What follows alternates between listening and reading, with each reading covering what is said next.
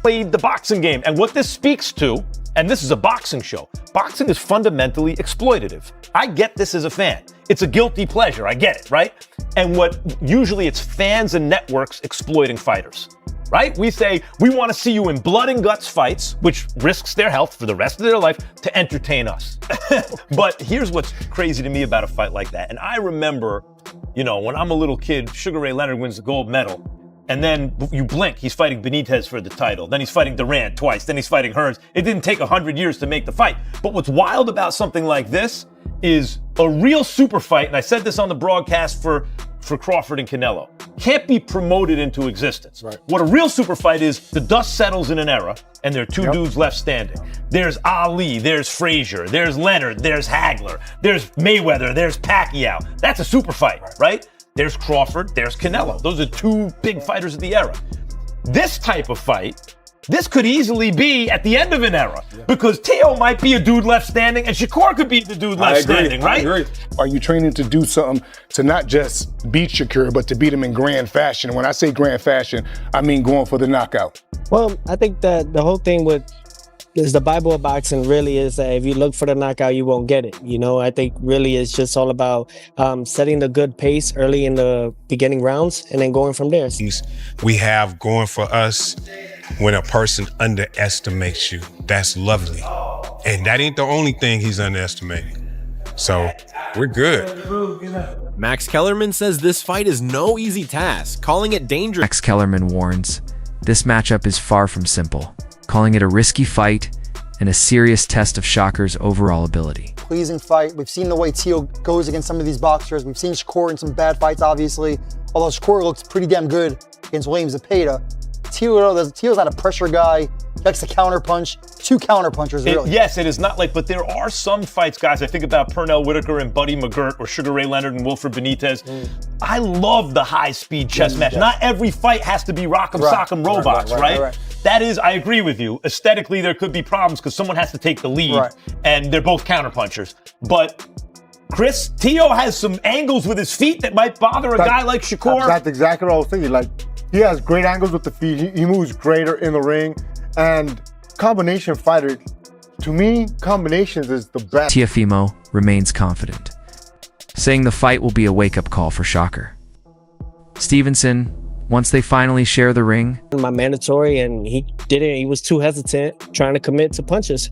So I think that it's just something that's going to be a rude awakening for Shakur. Hey, Doug, you hear that? He said the Bible of boxing. What else is called the Bible of boxing? It's Ring Magazine. And he's a two-division Ring Magazine champ. Great ambassador for those championship belts as well. Yep, absolutely. I'm very big on those things. I claimed 2 weight divisions, 2 Ring Magazine belts just at 25. Shakur's coach, Jack, says they kept their usual training methods, but adjusted the strategy this time to prepare him smarter. We added trying a few new little things, you know what I'm saying? But other than that, it's basically the same thing we've been doing. We changed the strategy, but no camp is never exactly the same. So yeah, it's just like always. We may try a little bit of this, a little bit of that, but it's mainly the same things.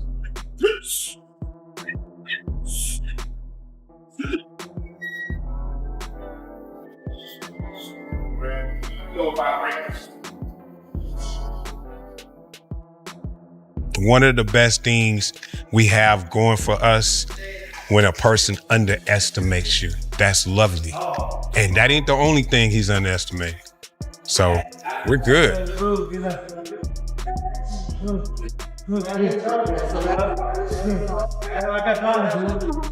Shakur's coach.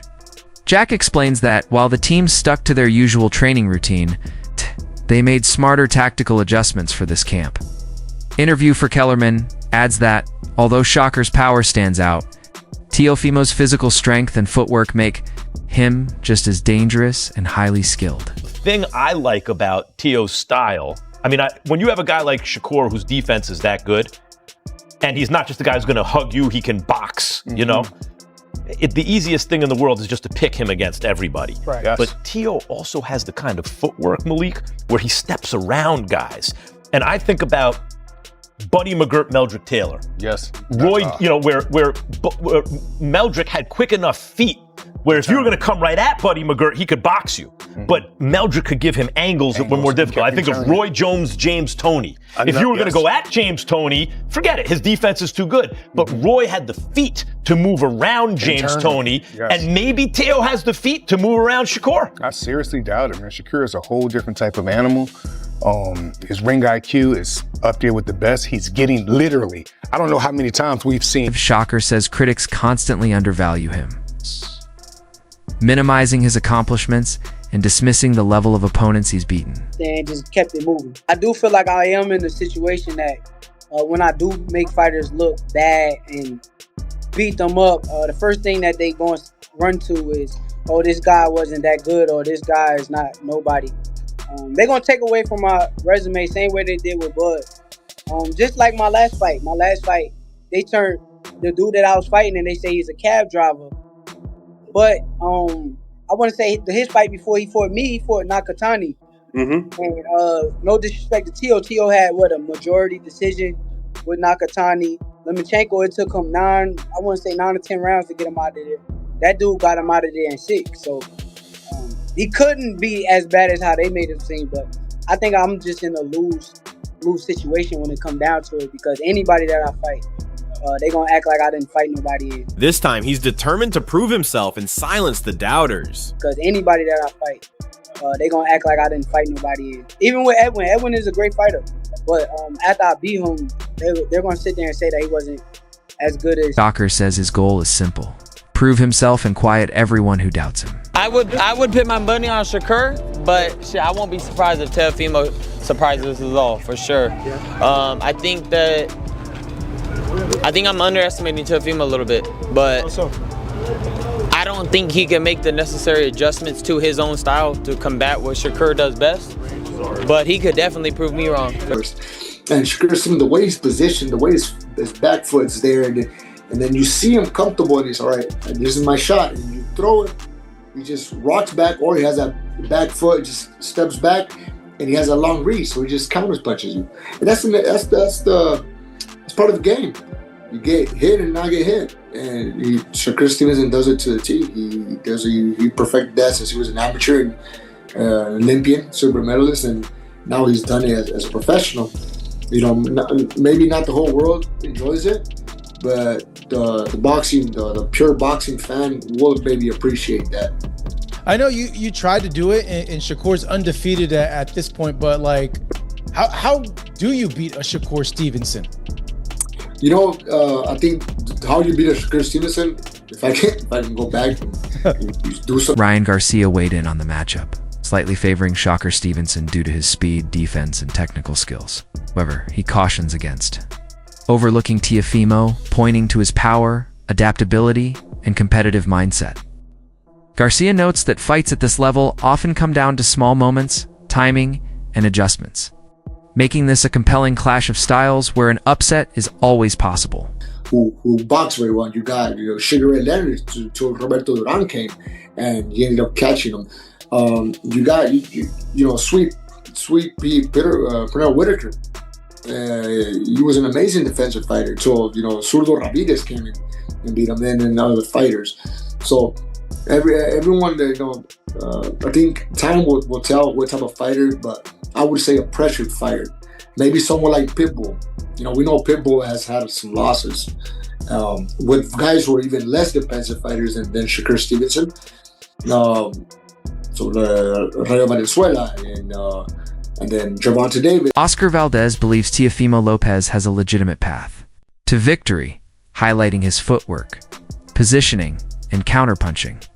He explains that Teofimo's balance, use of distance, and ability.